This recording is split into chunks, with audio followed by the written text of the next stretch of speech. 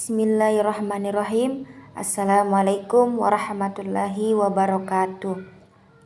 Perkenalkan, nama saya Nur Aisyah dari Prodi Manajemen Pendidikan Islam kelas 6B.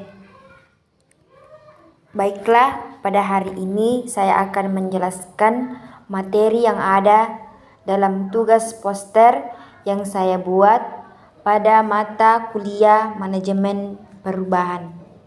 Adapun materi yang pertama yaitu pendekatan dalam perubahan.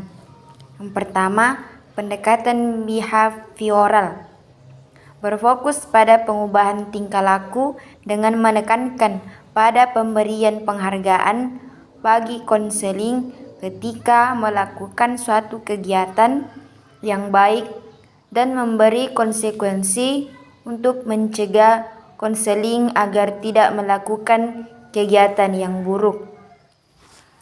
Yang kedua, pendekatan kognitif adalah suatu rancangan konseling atau pendekatan yang berfokus pada berpikir dan proses mental dalam modifikasi atau mengubah tingkah laku dan sering melibatkan pelatihan, pengembangan keterampilan, kontrol pikiran, serta proses-proses dan teknik-teknik yang berorientasi kognitif lainnya. Yang ketiga, psikodinamika adalah pendekatan yang melibatkan pemahaman mendalam tentang emosi seseorang dan proses mental lainnya. Terapi ini berfungsi untuk membantu orang mendapatkan wawasan yang lebih besar tentang bagaimana perasaan dan pemikirannya. Yang keempat, pendekatan agama. Melihat gejala-gejala keagamaan yang dapat dijelaskan melalui ilmu jiwa, seperti bagaimana keyakinan agama tersebut terlihat pengaruhnya dalam perilaku penganutnya. Adapun yang kedua yaitu langkah-langkah dalam proses perubahan. Yang pertama, membangun rasa urgensi. PT XYZ memiliki permintaan yang cukup banyak untuk menciptakan proyek digital, sedangkan dalam proses pengerjaannya hanya memiliki sumber manusia yang terbatas dari segi kualitas dan kuantitas. Perusahaan perlu melakukan strategi perubahan struktur organisasi. Yang kedua, membentuk koalisi yang kuat. Dalam membentuk suatu koalisi yang kuat, PT XYZ perlu melakukan perubahan tanggung jawab kerja.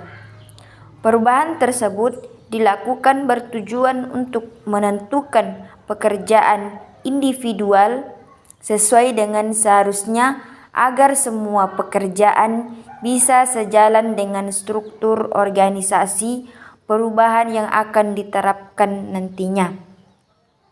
Yang ketiga, menciptakan visi perubahan. Membuat visi perubahan, perusahaan sebagai pembuatan proyek digital yang terpercaya, yaitu mengusulkan dua strategi. Yang pertama, menjalin partnership dengan perusahaan-perusahaan software house, di mana sebelumnya dalam pengerjaan proyek masih dilakukan dengan in-house atau menggunakan SDM yang ada dan terbatas. Dan yang kedua, membuat tim supervisi atau project manajemen dan bisnis analisis dengan menciptakan divisi baru yaitu section PM atau project management dan section BI atau business analyst.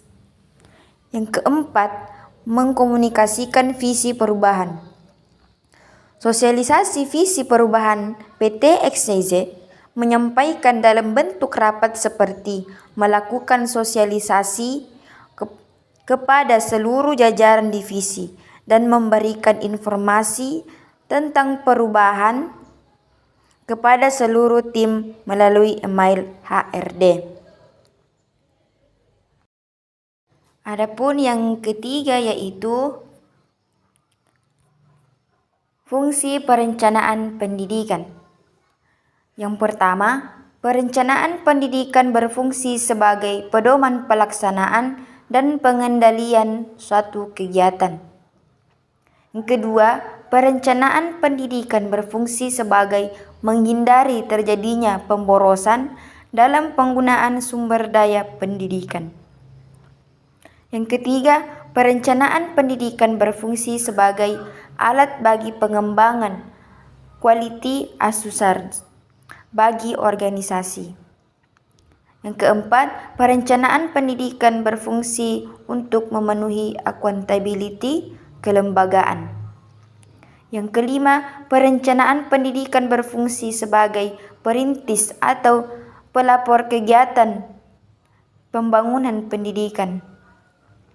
Yang keenam, perencanaan pendidikan berfungsi sebagai alat pengubah atau moderator dan alat pengendali atau kontrol perubahan sistem pendidikan.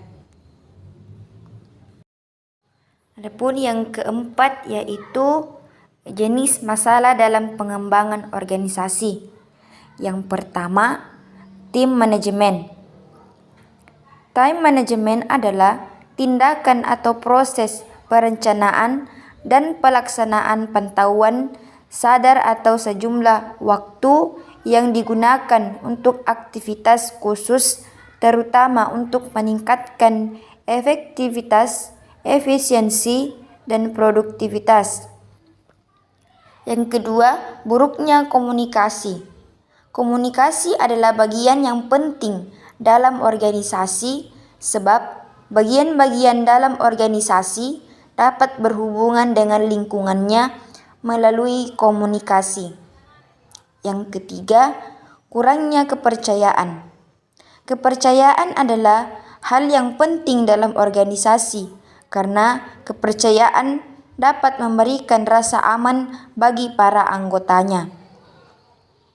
Yang keempat, perbedaan pola pikir. Pola pikir adalah sekumpulan keyakinan yang membentuk atau membangun cara berpikir, memahami dunia dan diri sendiri. Adapun yang kelima yaitu teknik pengembangan organisasi. Yang pertama, membangun tim. Setiap organisasi pada dasarnya sangat mengandalkan pada sekumpulan orang untuk dapat menyelesaikan tugas secara kelompok. Proses pembangunan tim menggunakan interaksi yang sangat tinggi dalam aktivitas sebuah kelompok untuk meningkatkan kepercayaan dan keterbukaan di antara sesama anggota tim, meningkatkan kemampuan untuk berkoordinasi, dan meningkatkan performa tim. Yang kedua yaitu appreciative inquiry. Appreciative inquiry bertujuan untuk mengidentifikasi kualitas-kualitas yang unik dan kekuatan yang istimewa yang dimiliki oleh sebuah organisasi, yang kemudian dapat menjadi dasar untuk peningkatan performa atau kinerja. Yang ketiga, proses konsultasi. Proses konsultasi adalah sebuah pertemuan antara sebuah konsultan dengan klien untuk memahami proses pengembangan organisasi yang dilakukan, di mana seseorang atau karyawan harus mengatasi dan mengidentifikasi hal-hal apa saja yang perlu diperbaiki atau ditingkatkan. Selanjutnya yaitu tahapan pengembangan organisasi. Yang pertama, pembentukan tim. Pada tahap ini dapat melibatkan semua anggota dalam pembentukan tim kerja untuk saling mengenal antara sesamanya dan merumuskan tujuan yang telah disepakati bersama. Yang kedua, brainstorming. Pada tahap ini dapat dimulai dengan melibatkan beberapa anggota untuk saling tukar-menukar pendapat dalam menentukan dan memutuskan norma atau aturan etika kerja, pendelegasian wewenang dan tugas dan tanggung jawab, serta jadwal pelaksanaan. Yang ketiga, penyelarasan. Pada tahap ini, setiap anggota dan tim tersebut saling menerima dan mendengarkan semua yang terlibat dalam satu tim antara satu dengan yang lain. Selanjutnya, adanya persamaan persepsi dalam membuat suatu kekompakan. Yang keempat, pelaksanaan.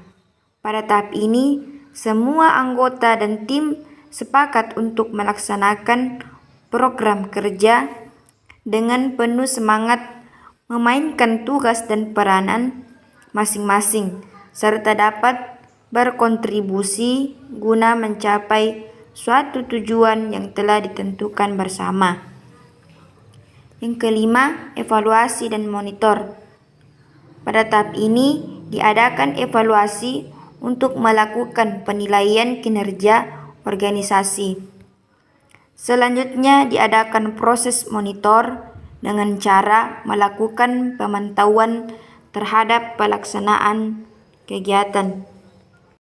Selanjutnya yaitu analisis SWOT. Yang pertama, strength atau kekuatan adalah sumber daya, keterampilan, atau keunggulan-keunggulan lain yang berhubungan dengan para pesaing perusahaan dan kebutuhan pasar yang dapat dilayani oleh perusahaan yang diharapkan dapat dilayani. Yang kedua, weakness atau kelemahan adalah keterbatasan atau kekurangan dalam sumber daya, keterampilan, dan kapabilitas yang secara efektif menghambat kinerja perusahaan.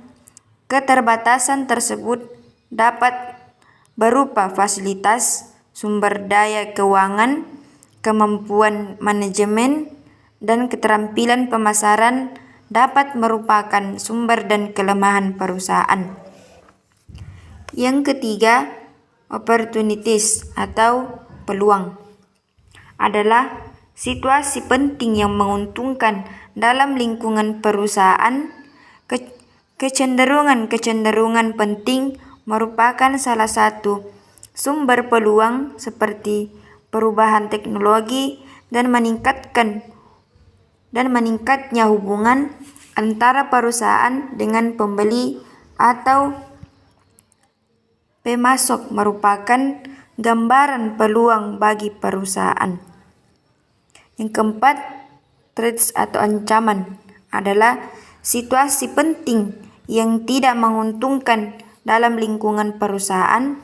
Ancaman merupakan pengganggu utama bagi posisi sekarang atau yang diinginkan perusahaan. Baiklah, itulah tadi penjelasan dari 7 poster yang saya paparkan. Demikian, wabillahi taufiq wal hidayah. Wassalamualaikum warahmatullahi wabarakatuh.